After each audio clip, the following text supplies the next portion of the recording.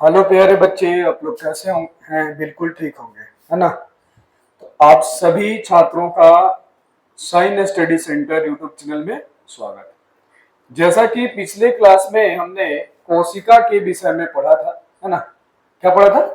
कोशिका के विषय में पढ़ा था। कोशिका क्या है, कोशिका की संरचना क्या है, कोशिका की खोज किसने की, और कोशिका का जो भाग है उसके विषय में हमने बात किया था।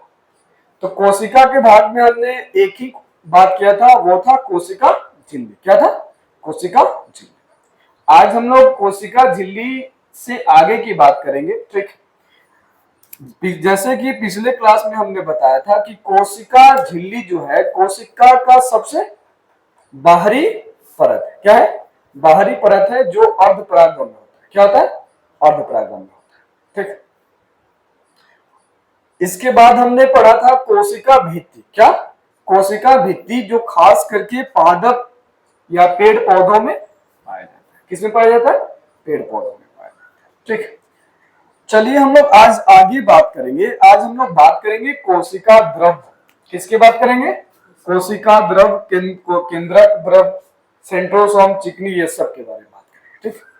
तो सबसे पहले समझते हैं कि ये कोशिका द्रव है क्या। जो दूसरा भाग था, तीन भाग हमने कहा कि एक कोशिका झिल्ली है, एक कोशिका द्रव्य है और एक केंद्रक है।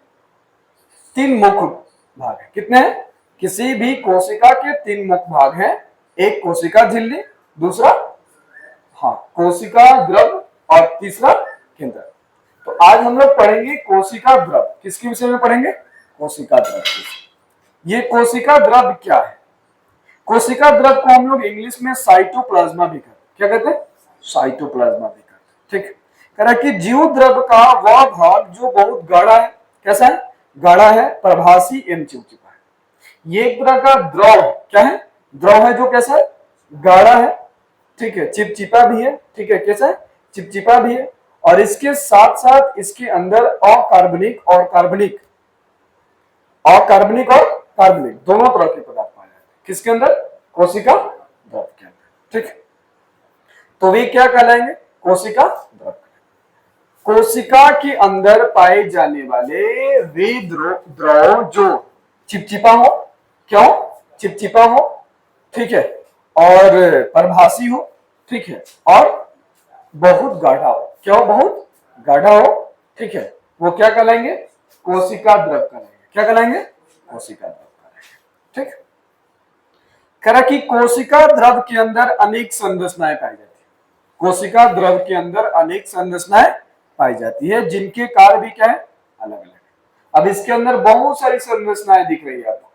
ये कोशिका जो द्रव है, कोशिका द्रव ऐसा नहीं कि यही है, इसके जितना डॉट डॉट जो दिख रहा है रेड कलर का, ठीक है, ये सभी क्या है? कोशिका द्रव। मतलब ये कोशिका द्रव है और कोशिका द्रव के अंदर बहुत सारी विभिन्न तरह की क्या पाई जाती है? संरचनाएं पाई जाती है, जिनकी कार्य जो है वो क्या है? अलग अलग है। सभी संरचनाओं की जो कार्य वो क्या है? अलग अलग है। इनके विशेष रचना, इनका अलग संरचना है, इनका अलग कार्य है, ठीक। तो इनकी जो विशिष्ट रचना है या इनका जो विशिष्ट भाग है उसको हम लोग बोलते हैं कोशिकांग। क्या बोलते हैं? कोशिकांग। आप उसको सिंपल भाषा में कह सकते हैं कि कोशिका द्रव के अंदर पाई जाने वाली ये सभी जो संरचनाएं हैं एक शब्द में क्या कहलाएंगे? कोशिकांग। क्या कहलाएंगे? कोशिकांग। कोशिकांग मतलब कोशिका के अंग, ठीक है, कोशिकांग कहलाएंगे, ठीक। अब आपसे कह रहा है कि इसमें नोट करने वाली बात क्या है? कह रहा है कि कुछ ऐसे जीव हैं या प्राणी हैं, ठीक है, जिनमें कोशिकांग झिल्ली युक्त होता है। कैसा होता है? झिल्ली युक्त होता है। और कुछ में ऐसा है जिसमें झिल्ली युक्त नहीं होता है। मतलब झिल्ली, कोशिका झिल्ली होता है और कुछ में नहीं होता। कह रहा है कि यूकैरियोटिक जो कोशिकाएं हैं, कैसी हैं? यूकैरियोटिक जो कोशिकाएं हैं वो झिल्ली युक्त होती हैं, जबकि प्रोकैरियोटिक जो है उनके साथ झिल्ली नहीं होती, ठीक। वायरस में किसी प्रकार की झिल्ली नहीं होती। जो वायरस है, जैसे जीवाणु, विषाणु, कवक जो है, उसी तरह से कह रहा है कि जो वायरस है उसके साथ कोई झिल्ली नहीं। तो जो झिल्ली है, कोशिका झिल्ली जिनमें पाया जाएगा, ठीक है, जिनमें पाया जाएगा, अगर हम बात करें पाए जाने की तो जिनमें पाया जाएगा, ठीक है, उनको हम लोग कहेंगे यूकैरियोटिक। क्या कहेंगे? यूकैरियोटिक। ठीक है, क्या कहेंगे? यूकैरियोटिक। जबकि जिनमें नहीं पाया जाता है उसको हम लोग कहेंगे प्रोकैरियोटिक। ठीक, और वायरस है उसमें कोई पाया ही नहीं जाता है। ठीक, अब कह रहा है कि इस कोशिका द्रव के अंदर, इस कोशिका द्रव के अंदर जो संरचनाएं यहां दिख रही है उसके अंतर्गत कौन कौन आएगा? जैसे देखिए यहां दिख रहा है आपको चिकनी अंतःप्रद्रवीय जालिका, दानेदार अंतःप्रद्रवीय जालिका, माइटोकॉन्ड्रिया, लाइसोसोम, ठीक है, लाइसोसोम, गोल्जिकाएं, ये सब जो संरचना है इसके अंदर क्या कहेंगे? पाई जाएगी। कोशिका द्रव के अंतर्गत अंतःप्रद्रवीय जालिका, गोल्जी उपकरण, लाइसोसोम, राइबोसोम, माइटोकॉन्ड्रिया, ठीक है, रसधानी इत्यादि संरचनाएं क्या होती है? पाई जाती है। जैसे कि हमने यहाँ कुछ संरचनाओं को बनाया है। ठीक है, जैसे सेंट्रोसोम है, गोल्जिकाएं हैं, लाइसोसोम है, ठीक है, इसके बाद राइबोसोम है, माइटोकॉन्ड्रिया है, चिकनी अंतःप्रद्रव्य जालिका है और दानेदार अंतःप्रद्रव्य जालिका। तो कह रहा है कि जो अंतःप्रद्रवीय जालिका है ये दो तरह का। कितने तरह का होता है? दो तरह का। एक चिकनी और एक दानेदार, जिसको आप खुरेदार भी कहते हैं। जिसकी सतह कैसी हो? खुरेदार हो, तो उसको हम लोग खुरेदार अंतःप्रद्रव्य जालिका कहेंगे। जिसकी सतह कैसी हो? चिकनी हो, मुलायम हो, ठीक है, उसको हम लोग क्या कहेंगे? चिकनी अंतःप्रद्रवीय जालिका कहेंगे। ठीक, करा कि कोशिका द्रव में पाए जाने वाला अत्यंत सूक्ष्म शाखित झिल्लीदार अनियमित नलिकाओं का, अब जैसे इसमें देखें कैसा दिख रहा है आपको? नली जैसा दिख रहा है ना, अनियमित नली। अब तो इसमें 2 या 3 नली दिख रही है ऐसे ऐसे, लेकिन जब ये संरचना ऐसी कि जो अनियमित है, इसकी कोई जो आकार है, ये जो संरचना है वो नियमित नहीं है। तो कह रहा है कि कोशिका द्रव में पाए जाने वाला अत्यंत सूक्ष्म शाखित झिल्लीदार अनियमित नलिकाओं का घना जाल जो लाई प्रोटीन से बना था। किससे बना था? ये भी प्रोटीन से बना है और उस प्रोटीन का नाम क्या है? लाई प्रोटीन। लाई प्रोटीन, ठीक, जो प्रोटीन से, खास तरह के प्रोटीन से बना होता है उसे हम लोग क्या कहते हैं? अंतः जालिका कहते हैं। अंतःप्रद्रव्य जो है, अंतःप्रद्रवीय जालिका कहते हैं। ठीक, इंडोप्लाज्मिक रेक्टिकुलम, इसे हम लोग ईआर से शुरू करते हैं। इसको क्या किससे शुरू करते हैं? ईआर से। ठीक है, ईआर, इंडो, ठीक है, इंडोप्लाज्मिक रेक्टिकुलम। ठीक है, चलिए, कह रहा है कि ये 2 प्रकार के होते हैं, जैसा कि हमने दिखाया कि एक चिकनी है और एक कैसा है?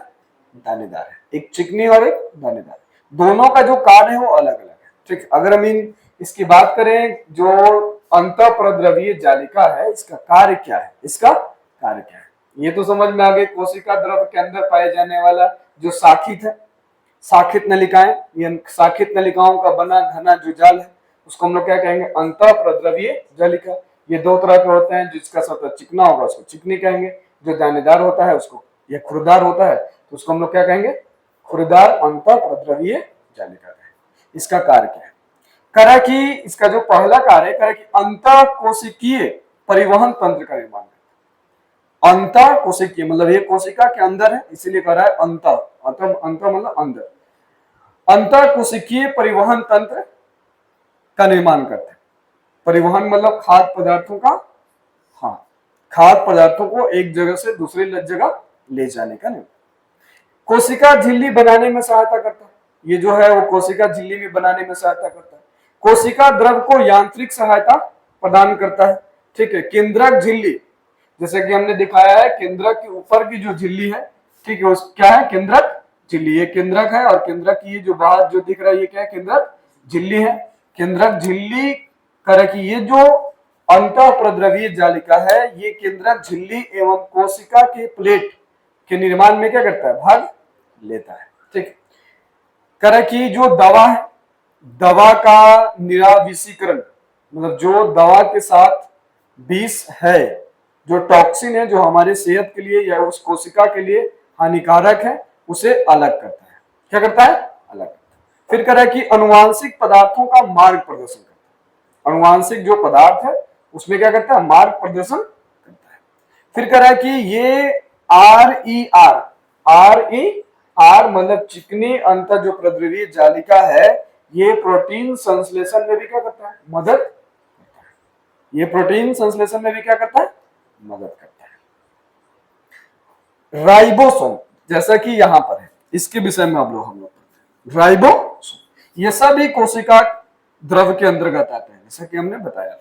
राइबोसोम तरह की राइबोसोम ऐसे सूक्ष्म कण है जो अंतःप्रवीय जालिका की झिल्ली की सतह पर, मतलब ये कहां सटा रहता है, जो दानेदार है, दानेदार अंतःप्रद्रवीय जालिका है, इसकी सतह पर क्या रहेगा, चिपका रहेगा। क्या रहेगा, चिपका रहेगा, इस तरह से सटा हुआ रहेगा। किसके साथ, दानेदार या खुरदार अंतःप्रद्रवीय जालिका। तो कह रहा है कि ऐसे सूक्ष्म कण जो अंतःप्रद्रवीय जालिका की झिल्ली या बाहरी सतह पर सटे रहता है तथा जो प्रोटीन और आरएनए, ये किसको बनाने का काम करता है, प्रोटीन और आरएनए, प्रोटीन और आरएनए को बनाने में मदद करता है, सहायता करता है, उस सूक्ष्म कण को क्या कहते हैं, राइबोसोम। क्या कहते हैं, राइबोसोम।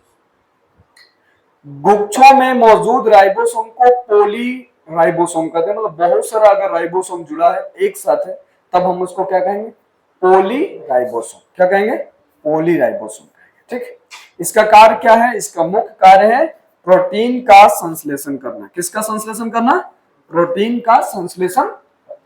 राइबोसोम का मुख्य काम क्या है, प्रोटीन का संश्लेषण करना। किसका संश्लेषण करना, प्रोटीन का संश्लेषण करना। ठीक, इसके बाद आइए गोल्जिकाए। क्या है, गोल्जिकाए के विषय में सुनते हैं, समझते हैं।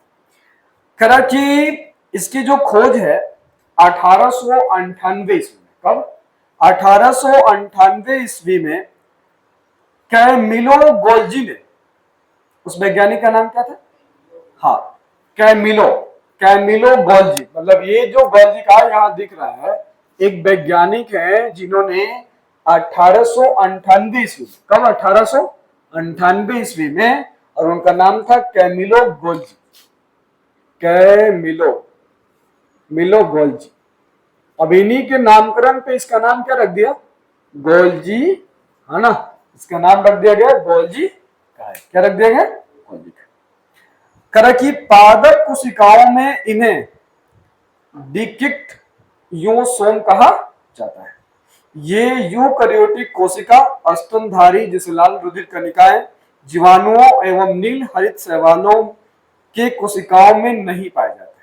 कौन, गोल्जिकाएं जो यहाँ दिख रहा है वो गोल्जिकाएं सभी कोशिकाओं में नहीं पाया जाता। किस किस में नहीं पाया जाता है, तो कह रहा है कि जो स्तनधारी लाल रुधिर कणिकाएं हैं उसमें, जीवाणुओं में नहीं पाया जाएगा, नील हरित जो शैवाल है उसमें नहीं पाया जाएगा। ठीक है, जो प्रोकैरियोटिक कोशिकाएं हैं उसमें नहीं पाया जाएगा। झिल्ली से घिरी समानांतर निलकाओं जैसी संरचना, आप देखिए इसकी संरचना कैसी है, झिल्लीदार है और समानांतर है। कैसा है, समानांतर है। ठीक है, कैसा है, समानांतर है।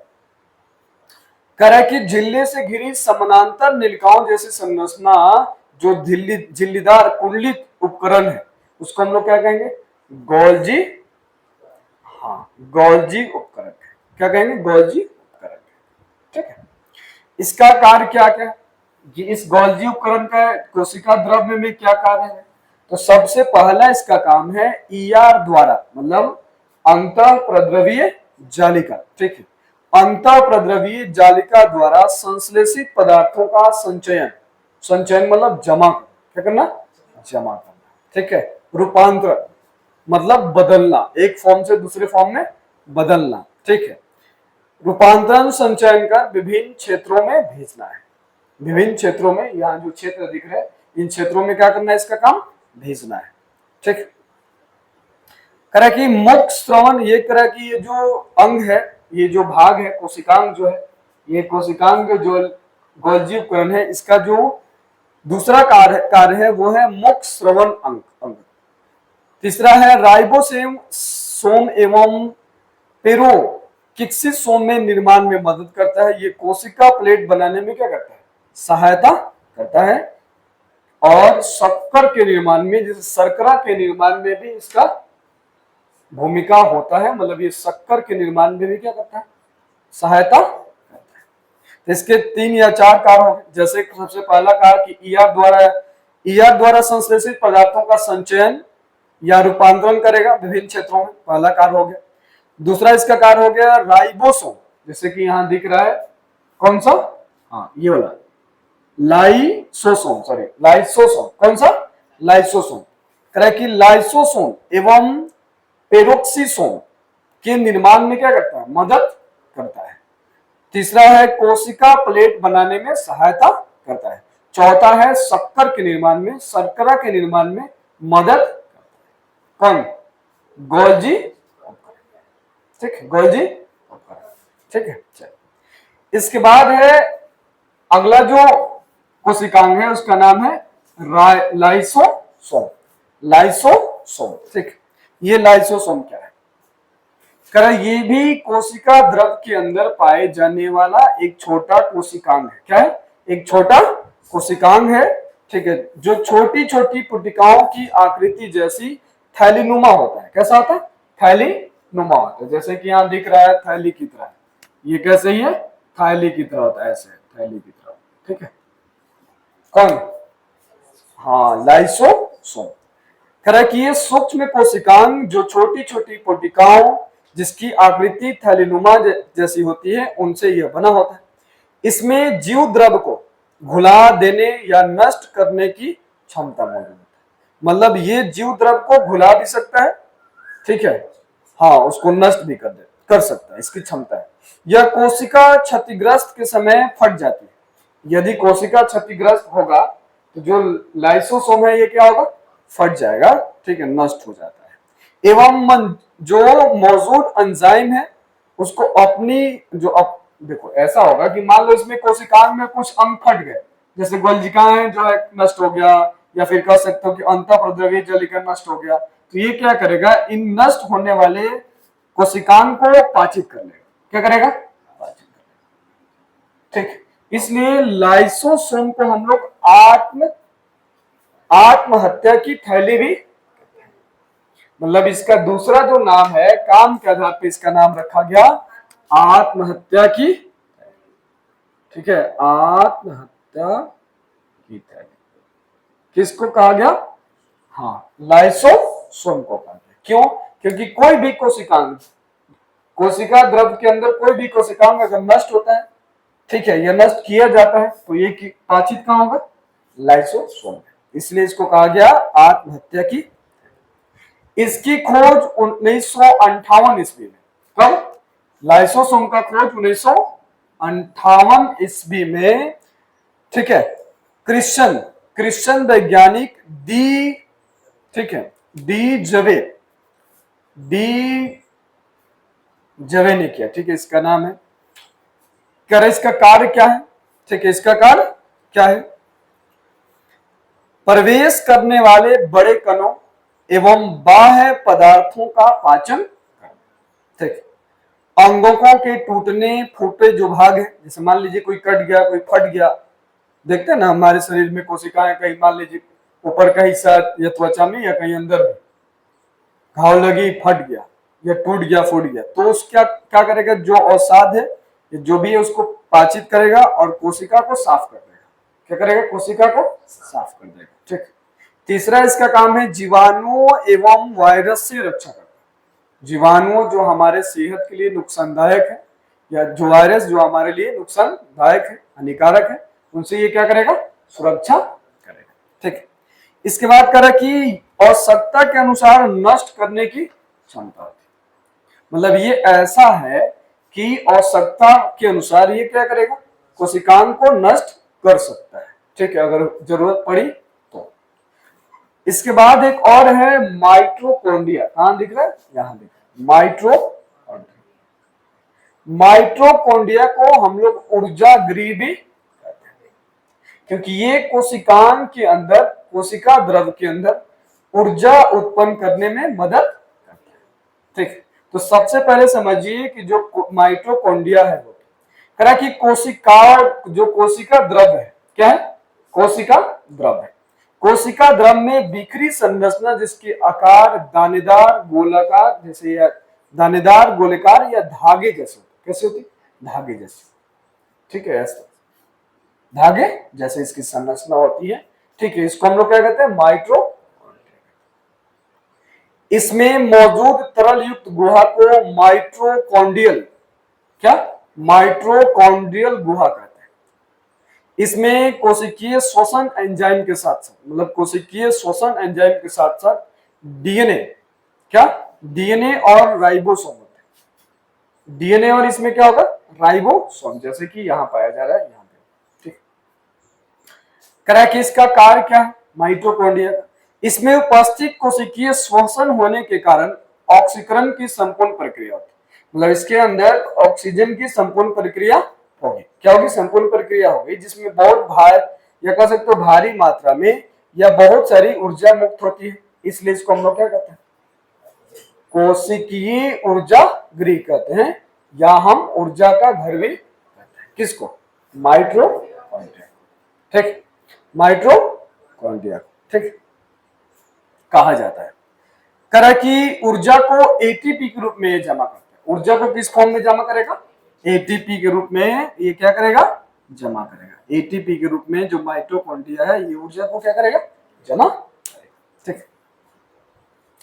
इसके बाद है लवक, या इसको हम लोग बोलते हैं प्लास्टिड, क्या बोलते हैं, कोशिका द्रव्य में चारों ओर बिखरे जो अंडाकार भाग, जैसे कि यहां जो दिख रहा है, या यहां बना लीजिए, यहां बना लीजिए, यहां, ये सब जो अंडाकार जो भाग दिख रहा है इसको हम लोग बोलते हैं लवक, क्या बोलते हैं, लवक, लवक, क्या बोलते हैं, लवक, ठीक।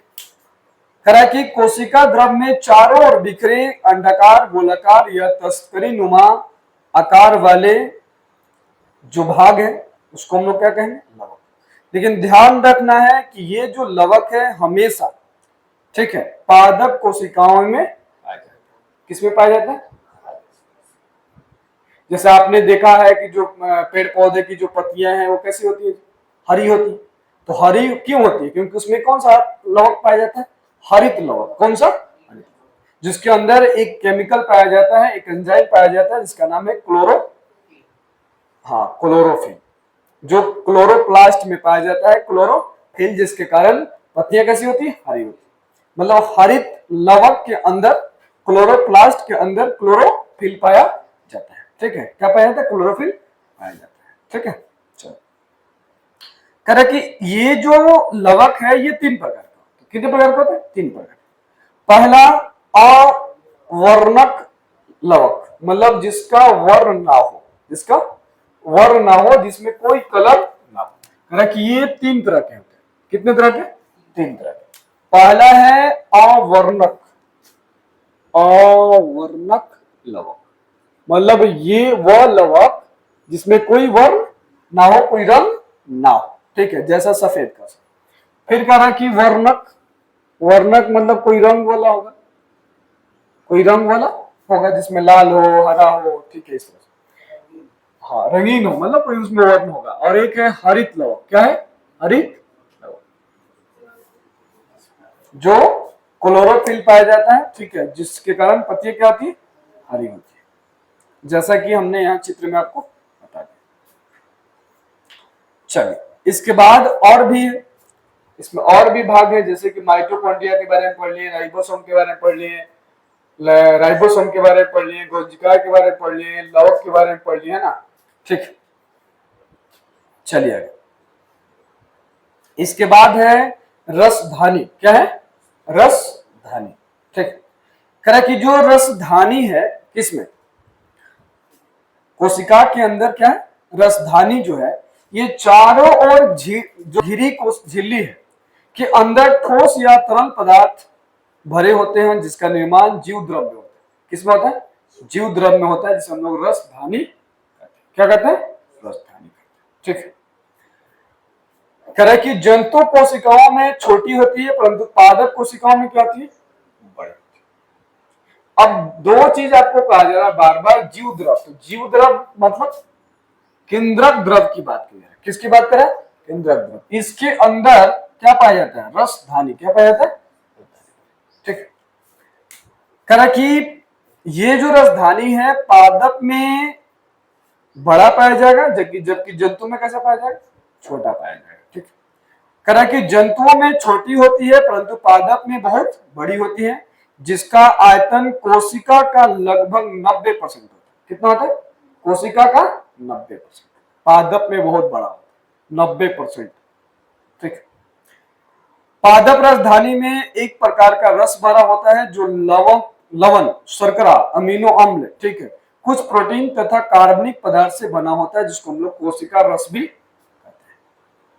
इसका कार्य क्या है इस राजधानी का, कह कि जंतु कोशिका में जल का संतुलन करना। अगर मान लीजिए जंतु कोशिका में पाया जा रहा है कौन, रसधानी, ठीक है, तो ये जल का संतुलन करेगा, जल को क्या करेगा, संतुलन करेगा। कुछ अवशिष्ट पदार्थों का निष्कासन भी करता है, जो बेकार पदार्थ है उसको क्या करेगा, बाहर भी निकालेगा। ठीक है, पादप कोशिकाओं में कठोरता प्रदान करने में मदद करता है। कौन कौन करता है मदद, रसधानी, कौन, रसधानी। ठीक है, इसके बाद एक और छोटा सा अंग है जिसका नाम है सेंट्रोसोम। क्या नाम है, सेंट्रोसोम। जैसा कि आपको आकृति में दिख रहा है ये सेंट्रोसोम है। ठीक, केंद्रक के ऊपर झिल्ली, झिल्ली के ऊपर जो दिख रहा है इस तरह का रेड कलर का बना हुआ, ये क्या है, सेंट्रोसोम है। कह रहा कि जंतु कोशिका में केंद्रक के पास जो मौजूद है, जो बेलनाकार आकृति जैसे चमकदार क्षेत्र है, उसको हम लोग क्या कहेंगे, सेंट्रोसोम। क्या कहेंगे, सेंट्रोसोम। नाम से भी क्लियर, सेंट्रो मतलब सेंटर के आसपास, है ना जी, सेंटर के आसपास मतलब केंद्रक के आसपास पाए जाने वाला जो बेलनाकार आकृति का है और जो चमकदार है, उसको हम लोग क्या कहेंगे, सेंट्रोसोम। क्या कहेंगे, सेंट्रोसोम। ठीक, इसका कार्य क्या है, करे कि ये विभाजन में सहायक है। कोशिका विभाजन होगा ना, कोशिका टूटकर 1 से 2, 2 से 4, 4 से 8 कोशिका बनेगी, तो कोशिका विभाजन के समय किसका प्रयोग होगा, सेंट्रोसोम। मतलब कह सकते हो कि जो कोशिका विभाजन हो रहा है, क्या हो रहा है, कोशिका विभाजन हो रहा है, वो किसकी वजह से हो रहा है, सेंट्रोसोम। मतलब सेंट्रोसोम कोशिका विभाजन में क्या करेगा, मदद करेगा या फिर भाग लेगा या प्रचलन अंगक भी है। ठीक, इसके बाद हम लोग अगले दिन पढ़ेंगे केंद्र के विषय में। मतलब ये जो केंद्र है, क्या है, केंद्र है, इसके विषय में हम लोग अगले क्लास में, अगले वीडियो में क्या करेंगे, पढ़ेंगे और समझेंगे। आज हमने एक ही चीज पढ़ा और टॉपिक पढ़ा, वो क्या नाम था, कोशिका द्रव। क्या पढ़ा, कोशिका द्रव। कोशिका द्रव के अंदर बहुत सारी जो संरचनाएं थी उसके विषय में हमने पढ़ा। ठीक है, लाइसोसोम के बारे में पढ़ा, राइबोसोम के बारे में पढ़ा, माइटोकॉन्ड्रिया के बारे में पढ़ा। ठीक है, अंतःप्रद्रवीय जालिका के विषय में पढ़ा। ठीक है, इसके बाद सेंट्रोसोम के बारे में पढ़ा और लवक के बारे में पढ़ा। ठीक है, इन सब के बारे में पढ़ा। तो हमें उम्मीद है कि आपको जो कोशिका द्रव की जो कोशिकांग है, इसके विषय में आपको अच्छी तरीके से जानकारी हो गई होगी। ठीक, कोशिश कीजिए समझने की। ठीक, अगर ये वीडियो आपको अच्छा लगे तो इसे लाइक कीजिए, सब्सक्राइब कीजिए और शेयर करना ना भूलिए। ठीक, ये इंपॉर्टेंट टॉपिक है। इसका अगला जो भाग है, अगला जो वीडियो है, अगला जो क्लास है, आपको तुरंत मिलेगा। केंद्रक के विषय में पढ़ना है। किसके विषय में पढ़ना है, तो मिलते हैं हम लोग नेक्स्ट वीडियो के साथ, नेक्स्ट क्लास में। तब तक आप अपना ध्यान रखिए। ठीक है, ओके, बाय, टेक केयर।